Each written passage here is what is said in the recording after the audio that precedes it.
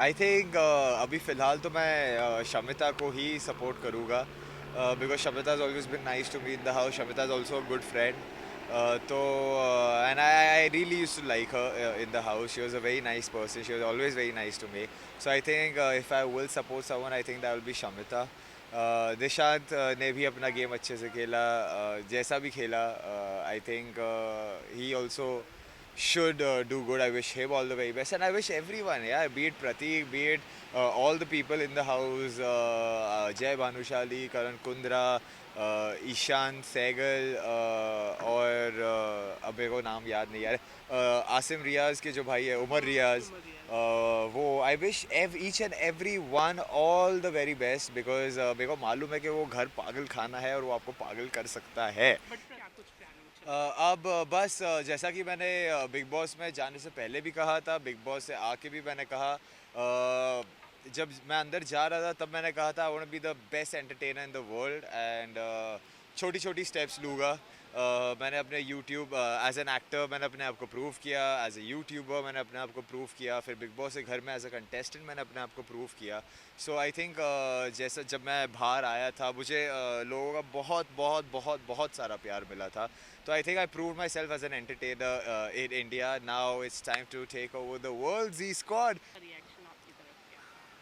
बहुत ही ज़्यादा सपोर्टिव था. मैं मतलब थैंक यू एक बहुत ही छोटा सा शब्द है उनके लिए. उन्होंने क्योंकि जब मैं बाहर आया था मैं बहुत कंफ्यूज था, मुझे समझ में नहीं आ रहा था क्योंकि आपको बाहर की दुनिया का कुछ नहीं पता. पर जब मैंने उनका सपोर्ट उनका प्यार देखा और मतलब उन्होंने लगातार उनकी वजह से मैं 3 दिन ट्रेंड कर रहा था ट्विटर पे. तो I think these are all very very big thing. मतलब इतना प्यार वो लोग दे रहे थे, इतना प्यार वो लोग दे रहे थे. They kept me. अगर आज मैं इतना खुश हूँ, एक इतना हैप्पी पर्सन हूँ, तो it is only because of the G squad. Is only because of my fans, my friends, my family, my loved ones who supported me, who kept me, pushed me, kept me happy, kept me going, made me feel good. And हाँ बस and अगर मैं खुश हूँ तो मैं पूरी कोशिश करूँगा कि मैं जितनी खुशी उन्होंने मुझे दी है उतनी खुशी मैं वापस दे सकूँ. तो बस वही करता रहूँगा, एंटरटेन करता रहूँगा. यार जैसा कि मैंने पहले भी कहा था, ना इंसाफ़ी हुई नहीं हुई, मैं कौन होता हूँ ये बोलने वाला. अगर लोगों ने पहल की है, एक आवाज़ उठाई है, तो कुछ सोच समझ के कुछ देख के आवाज़ उठाई है. तो ऑब्वियसली मैं वो डिसीजन पहले भी मैंने उन पे ही छोड़ दिया था, अभी भी मैं उन पे ही छोड़ देता हूँ.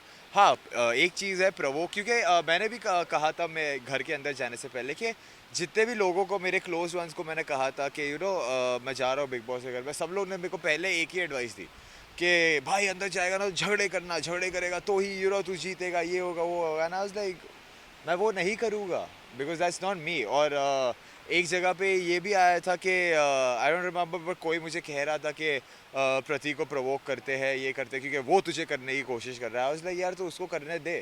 That is not me as a person, I will not do that. तो मेरे फैंस ने वो क्लिप भी डाली थी बिकॉज लोग बोल रहे थे कि वो प्रोवोक कर रहा था. तो ऑब्वियसली मैंने ऐसी कोई स्ट्रैटेजी, मैं जो था, मैंने जैसे कदम रखा था घर के अंदर, मैं डे वन से जो हूँ मैं वही था. क्योंकि अगर आप एक मुखौटा पहन के अंदर जाते हो तो वो मुखौटा आप कितनी देर तक पकड़ के रख सकते हो.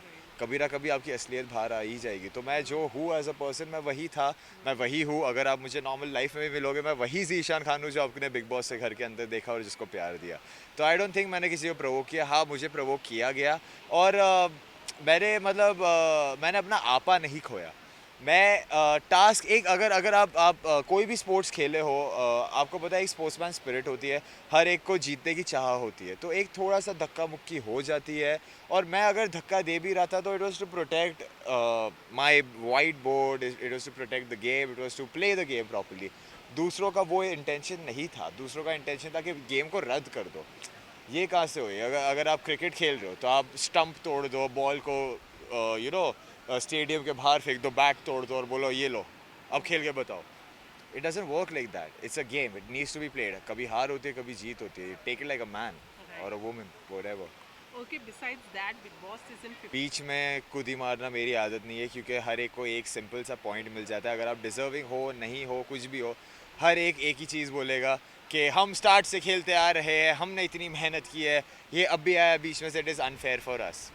That is the way they'll vote and nominate and this and that. So it is. I feel that is. I don't want to play that game. अगर मैं आया था बिग बॉस के घर में, I proved myself as a contestant.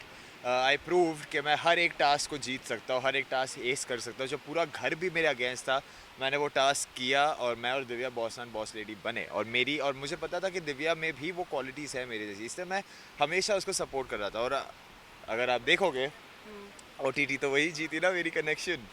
तो या obviously I know यार, क्योंकि हम लोग मेहनत करते थे, हम लोग गेम खेलते थे. हम लोग ये सब फालतूगिरी में नहीं कि टास्क रद्द कर दो, ये कर दो, वो कर दो, आवाज़ करो, झगड़े करो. क्योंकि एक बार ऐसा भी हुआ था कि हम लोग को वो येलो बत्ती मिल गई थी कि ऑडियंस खुश नहीं थी. अगले दिन सब चीज़ें तोड़ रही है वो, कि हाँ बैठो हंसी मजाक करने आए हैं यहाँ पे, तोड़ो चीज़ें तो एंटरटेनमेंट होगा. क्या हुआ, वो रात को भी येलो ही लाइट मिली.